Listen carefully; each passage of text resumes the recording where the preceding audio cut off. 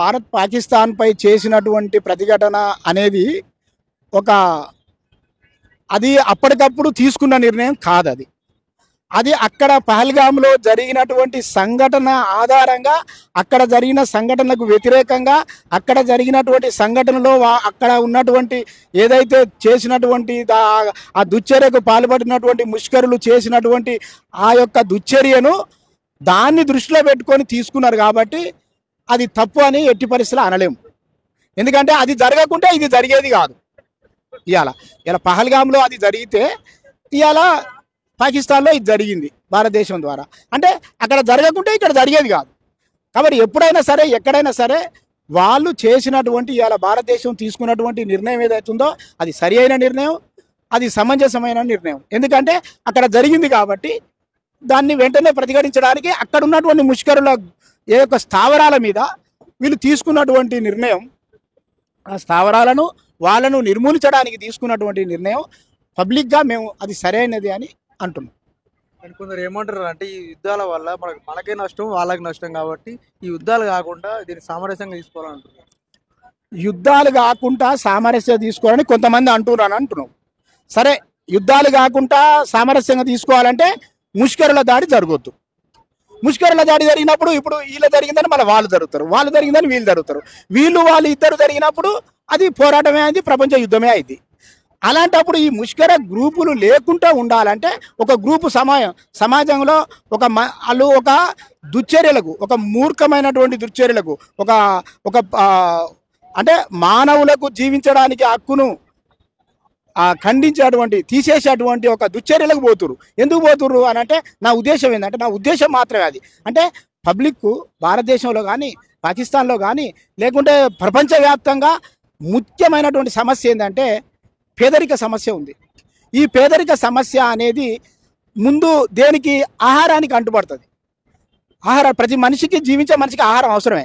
కానీ ఆహారాన్ని ఏ ప్రభుత్వం అన్నీ ఇస్తానంటుంది. కానీ ఒక్క ఆహారాన్ని మాత్రమే. ఎందుకంటే ప్రతి మనిషి పుట్టినా చచ్చేంత వరకు తినాల్సిందే. ఆ తిండి గురించి పోరాటం జరగాల్సిందే. ఏంటిది? జీవన పోరాటం, సంపాదన. ఈ సంపాదనలో భాగంగా కొంతమంది ఏంటంటే ఈ ముష్కర గ్రూపులలో చేరుతురు అని నా ఉద్దేశం. ఈ ముష్కర గ్రూపులో చేరడానికి అదే కారణం ఉండొచ్చు. అలాంటప్పుడు వాళ్ళ ప్రభుత్వం ఏం చేయాలి? ముందు ఆహార సమస్యను పాకిస్తాన్ ప్రభుత్వం కానీ, భారతదేశ ప్రభుత్వం కానీ ముష్కర గ్రూపులు లేకుండా చేయాలి. ఈ ముష్కర గ్రూపులు లేకుండా చేయాలంటే గ్రూపిజాన్ని తీసేయాలి. గ్రూపిజాన్ని తీసేయాలంటే ఆహారం అందితే, మనిషికి ఆహారం అందితే అతనికి నిమ్మలమైంది పానం, మనసు నిమ్మలమైంది. మనసు నిమ్మలమైనప్పుడు అతను ఒకనికి మన కడుపు నిండా తిండి అనుకో, ఎవడైనా పిలిస్తే ఏంది ఆయన తర్వాత వస్తాపో అంటాడు. అని తిండి ఆగలైంది అనుకో ఉరికొస్తాడు, అన్ని వదిలేసి ఉరికొస్తాడు, వాడు చెప్పిన పని చేస్తాడు. ఇలాంటి పనులు చేయడానికి కారణం అదే అయి ఉండొచ్చు. కాబట్టి ముందు ముఖ్యంగా ఆహారాన్ని అందించి ఆహార సమస్యను పరిష్కారం చేస్తే ఏ ముష్కర గ్రూపులు తయారు కావు. బానిసత్వం అనేది ఉండదు. బానిసత్వం ఉండనప్పుడు ముష్కర గ్రూపులు తయారు కావు. ముష్కర గ్రూపులు తయారు కానప్పుడు పాకిస్తాన్ కూడా మళ్ళీ ప్రతిఘటన దాడి చేసే అవకాశం ఉంటుంది. అది చేయకూడదు. ఎందుకు చేయకూడదు అంటే పహల్గామ్లో జరిగినందుకే ఈ దాడి జరిగింది కాబట్టి దాన్ని అంతవరకే చూసుకోవాలి తప్ప వాళ్ళు దాడి చేస్తే మళ్ళీ వీళ్ళు దాడి చేస్తారు, అది ప్రపంచ యుద్ధంగా మారుతుంది. కాబట్టి ఆ నిర్ణయం వాళ్ళది తప్పు. భారతదేశం తీసుకున్నటువంటి నిర్ణయం ఇది కరెక్టే. ఎందుకు అంటే వాళ్ళు పహల్గామ్లో చేసిరు కాబట్టి తీసుకున్నారు. అందువల్ల కాబట్టి ప్రభుత్వాలు ఆలోచించాల్సింది ఏంటంటే మనిషి బానిసత్వం, గ్రూపిజం జరగకుండా చూసుకోవాలి.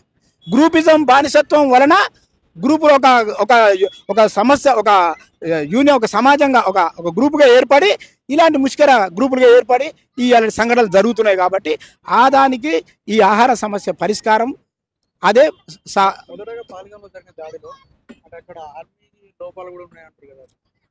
ఆర్మీ లోపాలు ఉన్నాయంటే ఒకటి, ఉదయం నుంచి సాయంకాలం వరకు 24 గంటలు, మళ్ళీ రాత్రి 12 గంటలు, 12 గంటలు తెల్లారి మళ్ళీ తెల్లారే వరకు 24 గంటలు. 24 గంటలలో 1 గంటన్న మనిషి కన్ను మూసుకుంటాడుగా, ఉండొచ్చు అండి. ఇంకోటి ఏంటంటే మనం ఈడ తీరి ఇటు నిలబడి ఆలోచిస్తున్నాం, మనం మాట్లాడుకుంటాం, వెనకంగా ఎవడన్నా వచ్చి వేసేస్తాడు. ఎందుకంటే ఇది జరగరాని సంఘటన, అనుకోని సంఘటన. అలాంటి సంఘటన అది వాళ్ళ తప్పు అని వాళ్ళు కావాలి ఉన్నారా లేరా, అక్కడ ఉన్నారా లేరా?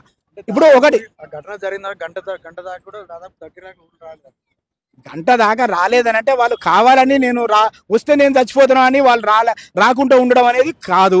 ఎందుకు అంటే వాళ్ళు డ్యూటీలో జాయిన్ అయినప్పుడే ఆ ఆర్మీ వాళ్ళు డ్యూటీలో జాయిన్ అయినప్పుడే వాళ్ళ ప్రాణాలను ఎప్పుడో వదిలేసి ఆడికి పోయిర్రు. అలాంటప్పుడు వాళ్ళ ప్రాణభయంతో ఉంటారు ఆడ. అది తప్పు. కాకుండా సమాచారం అందకపోవచ్చు, కానీ రావడానికి టైం కావచ్చు, ఏదైనా కావచ్చు, కానీ ఆ సంఘటన కరెక్ట్ కాదు. ఇక్కడ మోడీ ప్రభుత్వం కూడా విఫలమైంది అంటే ఈ మోడీ ఆర్మీ రిక్రూట్ చేసుకోవడం కానీ. ఇప్పుడు మోడీ ప్రభుత్వం విఫలమైంది అని అంటే ఆ సంఘటన జరగడానికి చేయడానికి విఫలమైందని మనం అనుకుంటున్నాం. కానీ ఆయన చేసేటువంటి కార్యక్రమం యుద్ధానికి అక్కడ ముష్కరులు దాడి చేస్తారు అనేది ఒక బాధ. భారతదేశం అనేది అనంతం. అక్కడ అన్ని ఆలోచనలు ఒకేసారి అన్ని దిక్కులా పోలేంగా మనిషికి. కాబట్టి అది వాళ్ళు అది ఏదైతే మోడీ గారు విఫలమైంది అనేది అది తప్పు. ఎందుకంటే ఆయన పని ఆయనలో ఉన్నాడు, ఆయన ప్రధానమంత్రి పనిలో ఆయన ఉన్నాడు. జరిగిన సంఘటనలకు ప్రతీకారం చేసిండు. వాళ్ళు కూడా పాకిస్తాన్ వాళ్ళు ఆ సంఘటనను మళ్ళీ ప్రతీకారంగా చేయకూడదు. కారణం ఏంటంటే ఇలాంటి మళ్ళా ఒక పాల్గాము జరిగిన నాడు మళ్ళీ ఇల్లు చేయాలి భారతదేశం. మళ్ళా వాళ్ళు చేస్తే మళ్ళీ చేయాల్సి వస్తుంది. అట్లా ప్రపంచ యుద్ధం తయారవుతుంది. వాళ్ళు కూడా నిక్కచ్చిగా వాళ్ళు ఎప్పుడైతే అన్నాడు కదా అలా ఒక రక్షణ మంత్రి ఏమని, అదేదో ఆ దేశం గురించి ఈ దేశం నుంచి మేము పెంచి పోషించినాం అని. సరే, అలాంటప్పుడు నువ్వు అన్నావు. మళ్ళీ కూడా కొంతమంది ఏమంటారు, మేము మీ వెనకనే ఉంటాం, మీతోనే ఉంటాం అన్నారు. మీతోనే ఉంటారన్న తర్వాత మళ్ళీ జరగడానికి ఆస్కారం లేదు కదా. వాళ్ళు జరగకూడదు కదా. ఇక జరిగితే అది యుద్ధమే అవుతుంది. అది కరెక్ట్ కాదు. ఎందుకంటే ప్రపంచ దేశాలు కూడా రేపు భయపడాల్సి వస్తుంది. ఎన్నో యుద్ధాలు జరుగుతున్నాయి ప్రపంచంలో కూడా ఎన్నో యుద్ధాలు జరుగుతున్నాయి. ఇలాంటి యుద్ధం కూడా మన దగ్గర కూడా అట్లా జరిగే అవకాశాలు ఉంటాయి. కాబట్టి అలాంటిది ఎవరు భారతదేశంలో కోరుకోరు. ఎందుకంటే భారతదేశం శాంతియుత దేశం, శాంతి కోరుకునే దేశం. భారతదేశం ఎప్పుడైనా శాంతికే ఓటేసేది, శాంతికే భారతదేశం ఉంటుంది. అదే భారతదేశం యొక్క ముఖ్య ఉద్దేశం. ఇన్ కేస్ బాంబ్ బ్లాస్ట్ కానీ ఇంకా వేరే ఎయిర్ స్ట్రైక్స్ కానీ ఏమైనా జరిగితే మనం ఎట్లాంటి ప్రికాషన్స్ తీసుకోవాలనేది మాక్ డ్రిల్ ద్వారా మనకు తెలియజేయడం జరిగింది. ఎందుకంటే మనం 1971లో పాకిస్తాన్తో వార్ చేసినప్పుడు ఇట్లాంటి చేశారు ఈ మాక్ డ్రిల్స్. కానీ దాని తర్వాత మళ్ళీ ఇప్పుడే చేస్తున్నాం. కాబట్టి ఇప్పుడున్న ప్రజలకు తెలియదు, లైక్ ఇన్ కేస్ ఏమైనా యుద్ధం కానీ అట్లాంటివి కానీ ఏదైనా పరిస్థితి వస్తే మనం ఎట్లా రక్షించుకోవాలి, ఇతరులను ఎట్లా రక్షించాలి అనేది మనకి మాక్ డ్రిల్ ద్వారా తెలియజేయడం జరిగింది. అండ్ మనం తీసుకోవాల్సిన ప్రికాషన్స్ ఏంటి, ఇన్ కేస్ మన ఉండే ఇళ్ళలో పైన కానీ ఏదైనా సివిల్ ఏరియాలో దాడులు జరిగితే మనం ఎట్లా ఉండాలి అనేది ఈ మాక్ డ్రిల్ ద్వారా తెలియజేయడం జరిగింది మనకి. అండ్ ఇది ఆల్ ఓవర్ ఇండియా ఈ మాక్ డ్రిల్స్ జరపడం వల్ల అందరికీ అవేర్నెస్ కలుగుతుంది. అంటే లైక్ ఇన్ కేస్ ఒకవేళ మన పైన యుద్ధం కానీ ఏదైనా దాడి జరిగితే వాళ్ళు ఎట్లా ఉండాలనేది ఈ మాక్ డ్రిల్ ద్వారా తెలియజేయడం జరిగిందండి. ఇది ఆల్మోస్ట్ ఇండియాలో 244 డిస్ట్రిక్ట్లలో చేశారండి మొత్తం కంప్లీట్గా. అండ్ అందరు కూడా పబ్లిక్కి అంటే ప్యానిక్ కాకుండా ఈ అవగాహన తెలియజేయడానికి వాళ్ళు ఈ మాక్ డ్రిల్స్ని చేయడం జరిగిందండి.